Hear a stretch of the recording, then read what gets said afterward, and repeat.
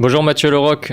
Bonjour. Vous êtes le secrétaire départemental de l'Union départementale CGT Dordogne et Oui. vous appelez pour le 10 septembre à un rassemblement, en tout cas à Périgueux, à 11h devant le centre des finances publiques. Pour Bergerac, c'est un rassemblement devant le palais de justice à 10h30. C'est ça.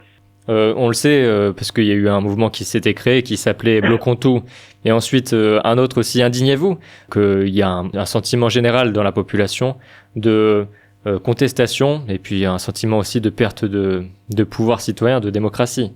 Alors oui, ce mouvement, il est parti, on ne sait pas trop comment d'ailleurs, c'est pas très clair sur la façon dont il est parti, mais en tout cas il est parti après les annonces de Bayrou le 15 juillet, les annonces notamment budgétaires et sur ce qui attendait les citoyens de ce pays dans les mois à venir, l'austérité essentiellement sur le terrain budgétaire.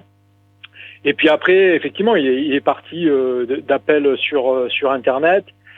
Bon, progressivement, il y a des organisations politiques qui ont appelé à le soutenir. Et puis la CGT a dû se positionner là-dessus à la fin du mois d'août. Et puis elle a réuni ses instances dirigeantes nationales et elle a décidé d'appeler à contribuer à la mobilisation du 10 septembre sur des modalités syndicales. Donc plutôt avec un ancrage à l'entreprise. Et donc avec des appels à la grève, parce que ça peut, ce concept-là de tout bloquer, ça peut vouloir dire beaucoup de choses très variées selon les personnes. Donc pour une organisation syndicale comme la CGT, bloquer tout, ça veut dire aller à la grève et bloquer la production par la grève et sur le lieu de travail. À la grève générale du coup.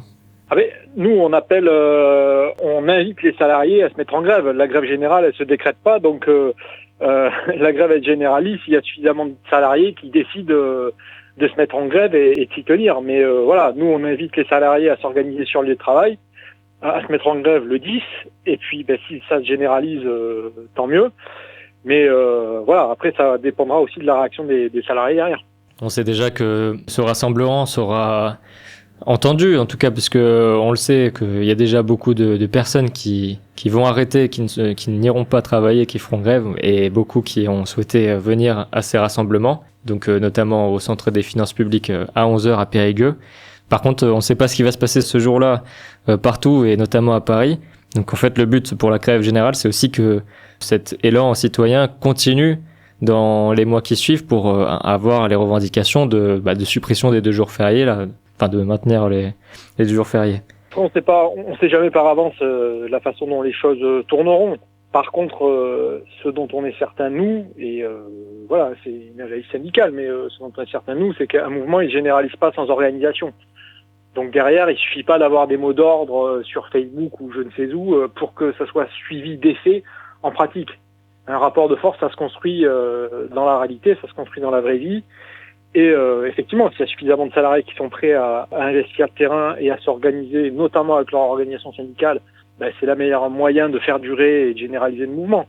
Mais pour nous, effectivement, il faut derrière quand même une organisation et qui, à nos yeux, et c'est la même de pouvoir contribuer à construire un mouvement qui soit durable.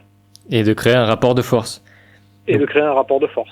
Vous pensez que les revendications, en tout cas de ces 2 jours fériés maintenus, vont être victorieuses? Bon, on l'espère. Nous effectivement, dans l'appel de la CGT, c'est un point dur, effectivement, la question des jours fériés, parmi d'autres choses, et plus généralement la question de l'austérité. Et ces 2 jours fériés, la suppression de ces 2 jours fériés, ça s'inscrit dans cette logique d'austérité, puisqu'il s'agit ni plus ni moins que d'instaurer 2 jours de travail de plus non payés. Donc c'est 2 jours de travail gratuits. Donc ça, évidemment, pour nous, c'est pas acceptable. Mais comme l'ensemble des annonces qui ont été faites le 15 juillet par Bayrou ne le sont pas. Notamment la suppression des fonctionnaires, notamment le gel des prestations sociales et de la rémunération des agents publics. Donc ce qui va du coup créer un décrochage des revenus par rapport à l'augmentation des prix. Donc il y a un certain nombre de points qu'on n'accepte pas. Et qui d'ailleurs rejoignent en partie les revendications du mouvement Bloquons tout tel qu'il a été initié au début. Je précise que au jour où on enregistre l'enregistrement, donc on est le lundi 8, on n'a pas encore eu les annonces du vote de confiance et donc les annonces de démission du Premier ministre François Bayrou. Et en fonction de ce résultat, les 2 jours qui suivent là seront très différents. Il peut y avoir soit des dissolutions de la part du président, des motions de censure. Il peut y avoir aussi même des procédures de destitution. Donc les jours sont très instables, les jours à venir. Oui, mais pour nous justement, c'est ce genre de débat qu'on veut éviter parce que on a bien conscience des manœuvres, des potentielles manœuvres politiciennes qu'il y a derrière ces annonces de vote de confiance. Nous, le problème, c'est pas est-ce que c'est Bayrou qui mettra en œuvre la politique d'austérité. Nous, le problème, c'est la politique d'austérité par elle-même, peu importe qui la met en œuvre. Donc derrière, si c'est pour faire tomber un gouvernement, puis derrière entamer des discussions pour remonter un nouveau gouvernement avec des ennemis différents, mais les mêmes politiques derrière, ça change pas grand-chose. Donc nous, effectivement, le calendrier social, le calendrier syndical, on souhaite pas l'indexer sur le calendrier politique, parce que c'est justement pour ça aussi quand même que cette annonce de vote de confiance, elle intervient aussi 2 jours avant la journée du 10. C'est pour faire diversion, en laissant entendre que les choses pourraient changer parce qu'on fait sauter le fusible Premier ministre. Nous, on n'en a pas cette lecture, et ce qui compte, c'est ce qu'on porte en termes de revendications de fond, et pas les individus qu'il y aura au gouvernement. Ne pas se laisser, pas de diversion. Après donc cette demande de maintien des 2 jours fériés, il y a aussi la demande de récupérer les 2 ans de retraite qui ont été... Effectivement, nous derrière, on est toujours aussi en termes de revendication sur la question des retraites et l'exigence d'abandon complet de la contre-réforme de 2023.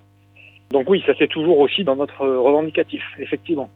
Merci Mathieu Larocque. Je rappelle que le rassemblement c'est à 11h au Centre des finances publiques pour se compter, pour montrer que les citoyens sont contre ce budget Bayrou austéritaire. Tout à fait.